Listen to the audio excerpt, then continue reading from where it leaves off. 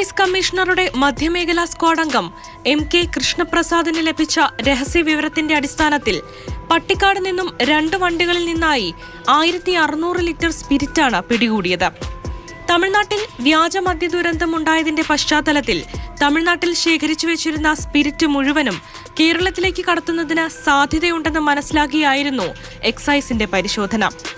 2 വണ്ടികളിൽ നിന്നായി 47 കന്നാസുകളിലാക്കിയ നിലയിലാണ് സ്പിരിറ്റും 1,10,000 രൂപയും പിടികൂടിയത്. മുൻ സ്പിരിറ്റ് കേസിലും മറ്റ് ക്രിമിനൽ കേസിലും അടക്കം പ്രതിയായ എറണാകുളം പറവൂർ സ്വദേശി താടി പ്രദീപ് എന്നറിയപ്പെടുന്ന പ്രദീപ്, പറവൂർ ഗോതുരുത്തി സ്വദേശിയും മുൻ കഞ്ചാവ് കേസിലെ പ്രതിയുമായ ബിജു, പറവൂർ സ്വദേശിയായ രാജേഷ്, ഗോതുരുത്ത് സ്വദേശിയായ യേശുദാസൻ എന്നിവരെയാണ് പിടികൂടിയത്. കേരളത്തിന്റെ തെക്കൻ ജില്ലയിൽ വ്യാജമദ്യം നിർമ്മിക്കുന്നതിനു വേണ്ടിയാണ് സ്പിരിറ്റ് കൊണ്ടുവന്നതെന്നാണ് പ്രതികൾ നൽകുന്ന സൂചന.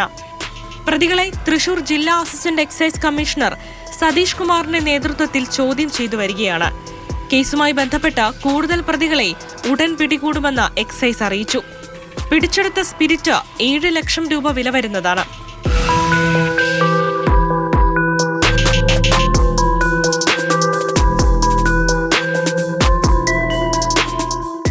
മാതൃഭൂമി ന്യൂസ്, തൃശൂർ.